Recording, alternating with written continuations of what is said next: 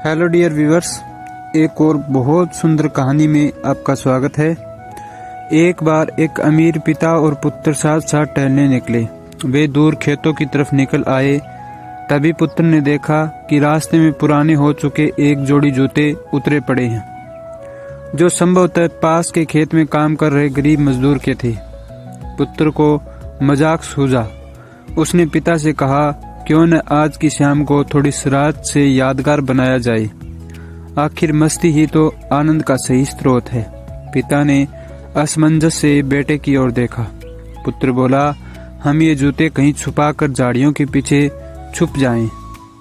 जब वो मजदूर इन्हें यहाँ नहीं पाएगा तो घबरा जाएगा, बड़ा मजा आएगा। उसकी तलब देखने लायक होगी और इसका आनंद मैं जीवन भर याद रखूंगा।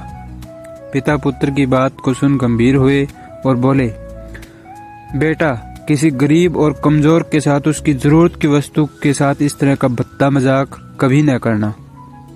जिन चीजों की तुम्हारी नजरों में कोई कीमत नहीं, वो उस गरीब के लिए बेशकीमती है।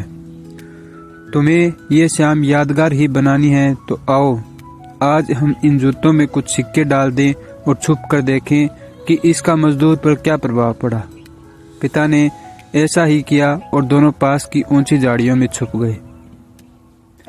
मजदूर जल्द ही अपना काम खत्म करके जूतों की जगह पर आ गया। उसने जैसे ही एक पैर जूते में डाला, उसे किसी कठोर चीज का आभास हुआ। उसने जल्दी से जूते हाथ में लिए और देखा कि अंदर कुछ सिक्के पड़े थे।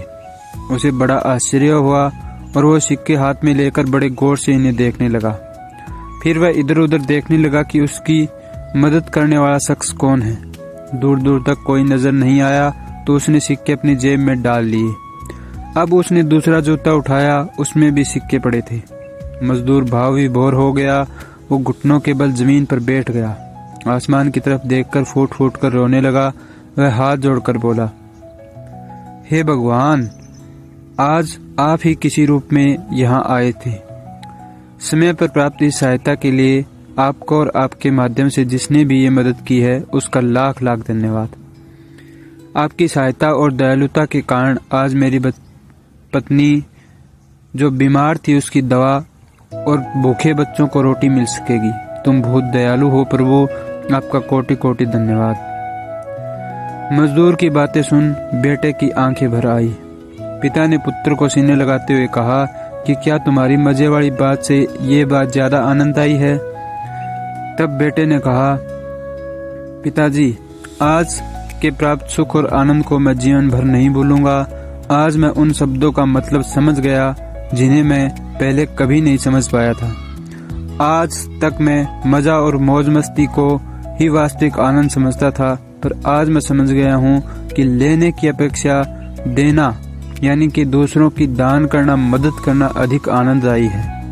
उम्मीद है ये कहानी आपको बहुत सुंदर लगी होगी, आपके जीवन में कुछ रचनात्मक परिवर्तन लाएगी, सकारात्मक परिवर्तन लाएगी। यदि ये कहानी अच्छी लगी हो तो लाइक करें, अपने शुभ चिंतकों तक भेजें।